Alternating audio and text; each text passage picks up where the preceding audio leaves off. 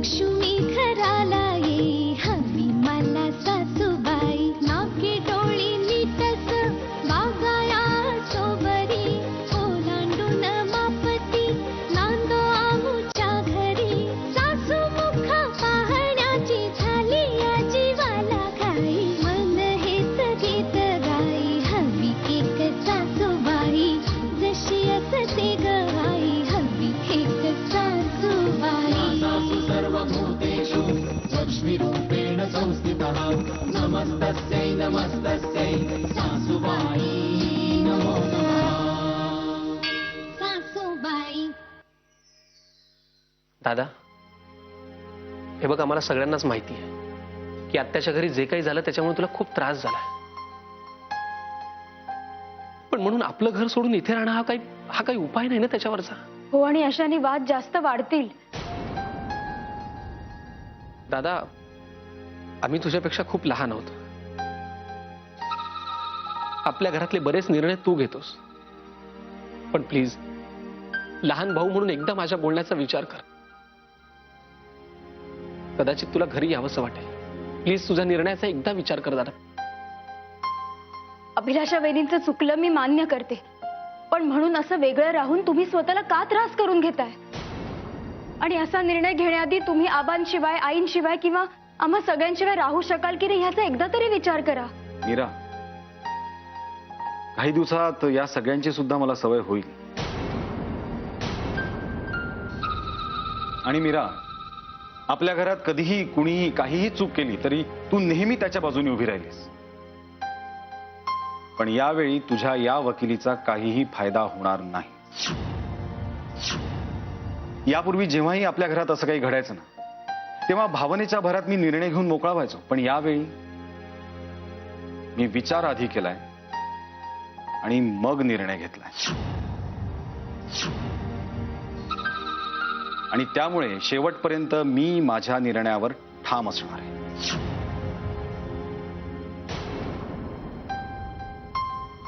अहो, मी चुकले, खरं तर तुमची माफी मागण्याची माझी लायकी नाही। अहो, एका खुनी माणसाला सुद्धा स्वतःची बाजू मांडण्याची संधी मिळते, तर मी तर बिचारी गाय आहे। मी किती साधी भोळी आहे हे तुम्हा सगळ्यांना नव्याने सांगण्याची गरज नाहीये। हे बघा, मला कुणाचं काहीही ऐकायचं नाहीये, माझा निर्णय पक्का आहे। अहो, पण मी असं का केलं ते तरी समजून घ्या। देवी जरी माझ्या अंगात आली असली तरी त्या मागचं डोकं कॅशचं होतं।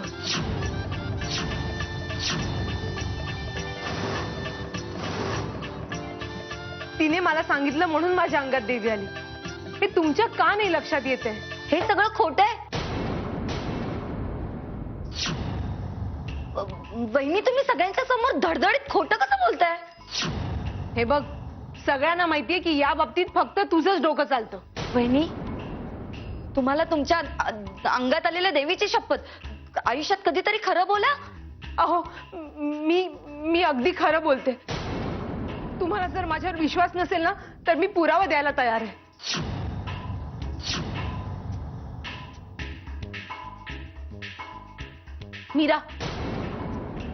मीरा, तू यांना सांग ना। हे बघ, या घरात माझ्या बोलण्यावर कुणीही विश्वास ठेवणार नाही, पण तुझ्यावर नक्कीच ठेवतील। तुला माहितीये ना खरं काय ते, तू जरा सांग ना यांना। हो, मी या बाबतीतलं या दोघींमधलं बोलणं ऐकलं होतं।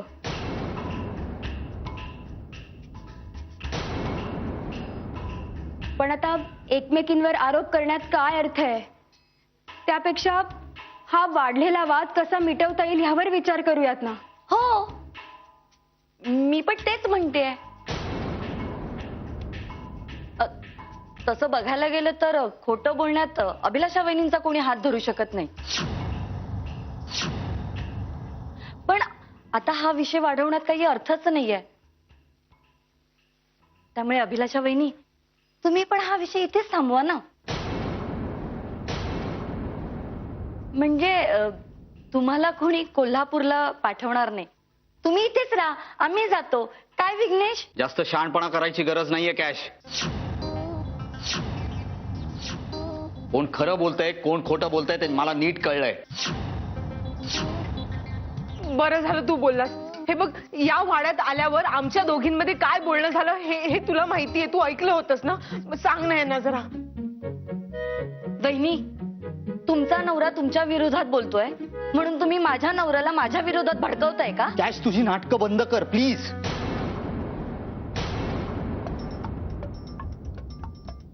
तुला मी या आधीपासून ओळखतोय, पण आत्याच्या घरी जो प्रकार झाला ना, त्यामुळे मी तुला चांगलाच ओळखायला लागलोय. दादानी निर्णय घेतला इथे राहायचा, एका शब्दाने मी त्याला विरोध केला नाही किंवा त्याची समजूत घालण्याचाही प्रयत्न केला नाही, कारण मला त्याचा निर्णय पटलाय. प्रथमेश दादाला आज जेवढी घरी जायची लाज वाटते ना, तेवढीच लाज मला तुझ्या वागण्यामुळे वाटायला लागली.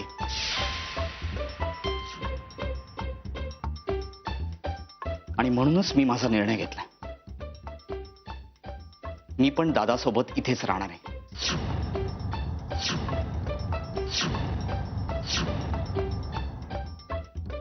विघ्नेश, तू काय बोलतोय? तुझं तुला तरी कळतंय का? याविषयी मला कोणाबरोबर कुठलीही चर्चा करायची नाहीये.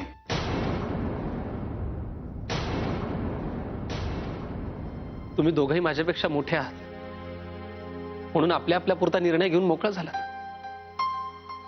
पण दादा, माझं काय? ऋषी, अरे तू नशीबवान आहेस. तुला मीरासारखी समंजस बायको मिळाली.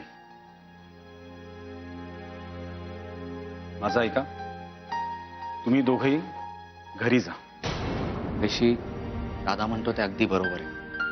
हो अरे, आम्ही दोघं जर इथे असलो ना, तर आबांना बिझनेस सांभाळायला आणि घर सांभाळायला तुझी जास्त गरज आहे. अरे दादा, पण आम्हा सगळ्यांना तुम्हा दोघांची गरज आहे, असं नाही वाटत का तुम्हाला? हे बघ ऋषी, ज्या घरात आबांच्या संस्कारांना महत्व आहे, आईनं जपलेल्या नात्यांना महत्व आहे, त्या घरात ढोंगीपणाचा वावर नसावा असं मला मनापासून वाटतं. म्हणून नाईलाज म्हणून मी हा निर्णय घेतला.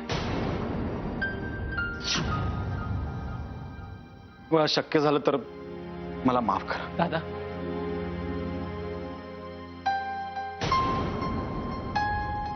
विघ्नेशाला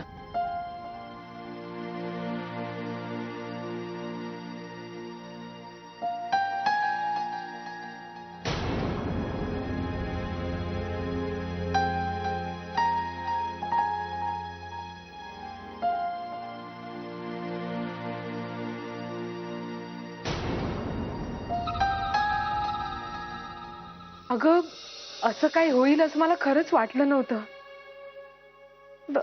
पण नाही, यांना कसं कळलं तेच मला कळत नाहीये. आई, चूक माझीच आहे. त्या कॅशच्या बोलण्यावर विश्वास ठेवण्याआधी मी तुझ्याशी बोलायला हवं होतं. हो ना. काय असं करू? नाही, तू म्हणतेस तर करेन मी, पण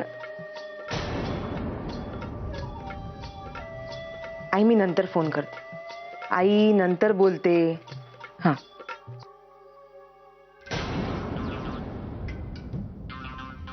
काय आहे? वहिनी, काय काय विचारताय? मी इथे तुमच्या भल्याचा विचार करून तुमच्या मागे मागे येते आणि तुम्ही पुढे पुढे काय जाताय?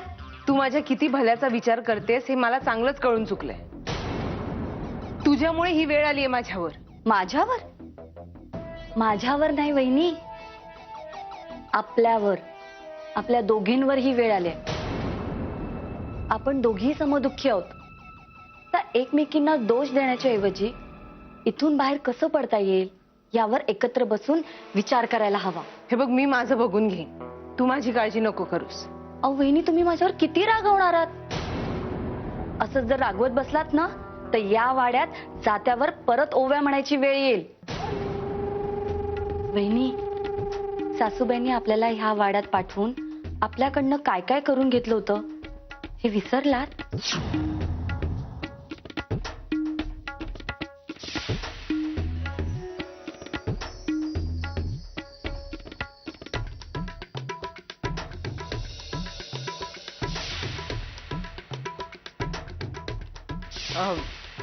माझ्यावर जर तशीच वेळ आली ना, तर मी माझं बघून घेईन, कळलं ना? पण तुझी संगत नको. तशी माझी आई नेहमीच म्हणते, की वाईट माणसाची कधीही संगत करू नये. अगदी बरोबर. माझी आई असंच म्हणायची. पण मी तुम्हाला कधी वाईट नाही बोलले, कारण तुम्ही वाईट नाहीच आहात ना. तसंच मी सुद्धा वाईट नाहीये. वाईट आहे ती वेळ. आपली वाईट वेळ आहे ना, म्हणून हे सगळं आपल्या बाबतीत असं घडतंय. आता या प्रकरणात जर मी सेफ असते ना, तर मी तुम्हाला एकटीला सोडलं नसतं, उलट तिथून बाहेर काढलं असतं. हो, तू खरंच मला या सगळ्यातून बाहेर काढलं असतंस? अहो वहिनी, तुमची शपथ, मी नक्की बाहेर काढलं असतं. पण आता बोलून काय फायदा वहिनी.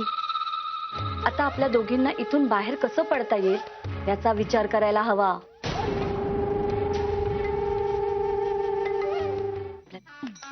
आपण पुन्हा एकदा माफी मागून मोकळे होऊया का? मी माझ्या आईनेही हाच सल्ला दिलाय मला. नाही नाही नाही, अजिबात नाही. माफी तर मुळीच नाही. अगं पण हा मला सगळ्यात सोपा मार्ग वाटतोय. नाही, असं जरी असलं तरी आपले नवरे आपल्याबरोबर जे काही वागतायत ते खरंय की खोटंय हे आधी जाणून घेतलं पाहिजे. म्हणजे ते नाटक करतायत असं तुला म्हणायचंय? वहिनी, शेवटी ते आपले नवरे आहेत, काही करू शकतात.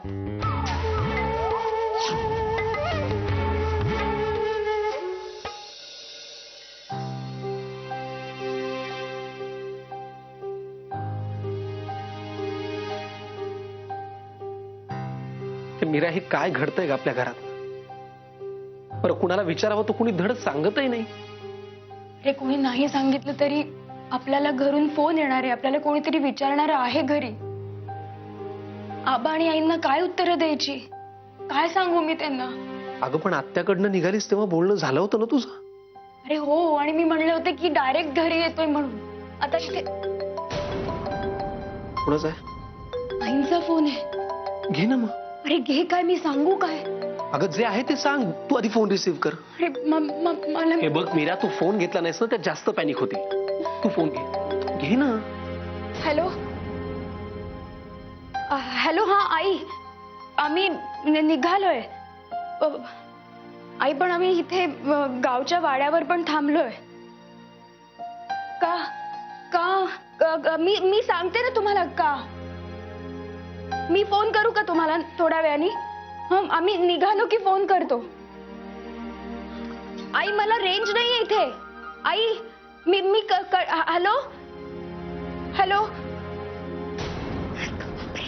मीरा, हे काय?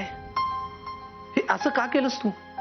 तू आता काय म्हणाली होतीस? तू आईंशी खोटं बोलू शकत नाहीस ना, मग का खोटं बोललीस? अरे काय सांगू मी त्यांना? अगं जे आहे ते सांगून टाकायचं ना मीरा. अरे त्यांना त्रास झाला असता कसं कळत नाही तुला? काही झालं तरी इथली परिस्थिती मलाच बदलावी लागणार आहे. मला काहीतरी केलं पाहिजे. शक्य तितके सगळे प्रयत्न मला केले पाहिजेत.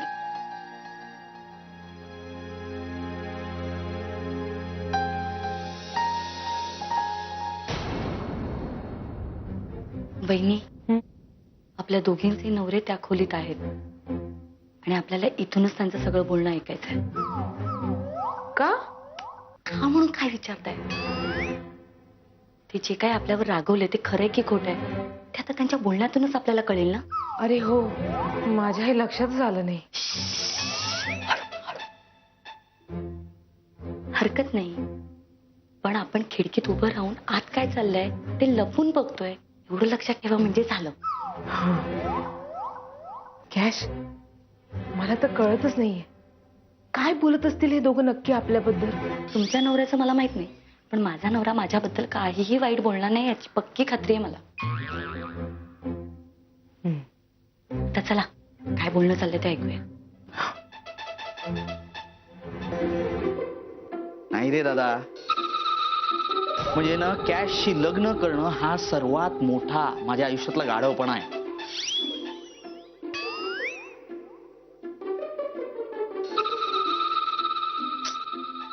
किती खोटं बोलतात रे. मला काय वाटतं माहितीये का विघ्नेश, त्या फक्त श्वास खरा घेत असते. बाकी दिवसभर तोंड उघडलं की खोटं बस. दादा, जेव्हा आपल्याला यांची खरी बाजू कळली होती ना, तेव्हाच जर बंदोबस्त केला असता ना तर ही वेळच आली नसती. नाही पण अजूनही वेळ गेलेली नाहीच आहे. अरे अरे हो आपण हे बघ ते तसं नाहीये. तू माझी गोष्ट ऐक, अजूनही वेळ आता गेलेली. आपल्याकडे काही एक उरलेलं नाहीये. त्यांना तुम्ही एवढ्या जोरजोरात काय बोलताय?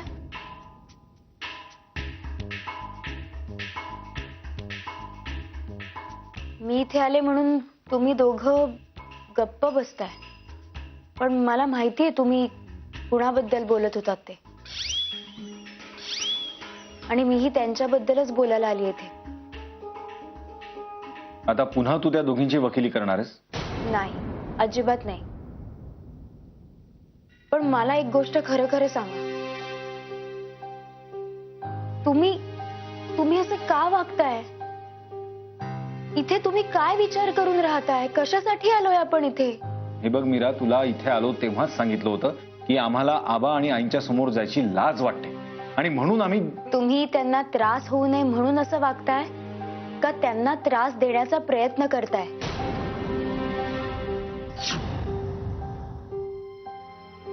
मी काही चुकीचं बोलतेय का? हे बघ मीरा, चुकीचं नाही पण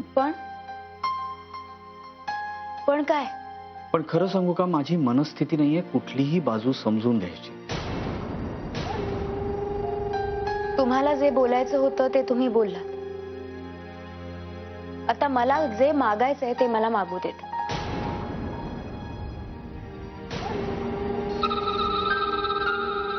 आता तू काय मागणार आहेस? माझी भाऊबीज.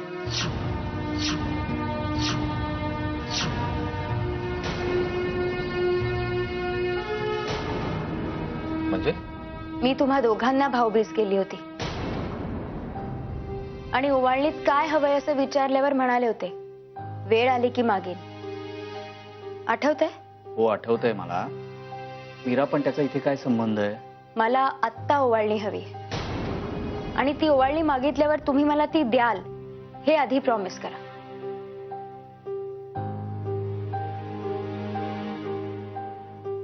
मीरा तू ऐकून घेशील का आमचं? आधी प्रॉमिस. बरं प्रॉमिस. अगं आता सांग ना काय हवंय. ओवाळणी म्हणून मला माफी हवी.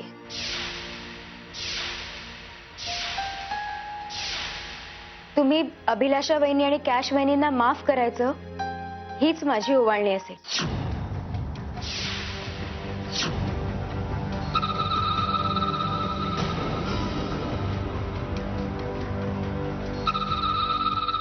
मी फक्त ओवाळणीच मागत नाहीये, मी विनंती करते. प्लीज दोघींना माफ करा.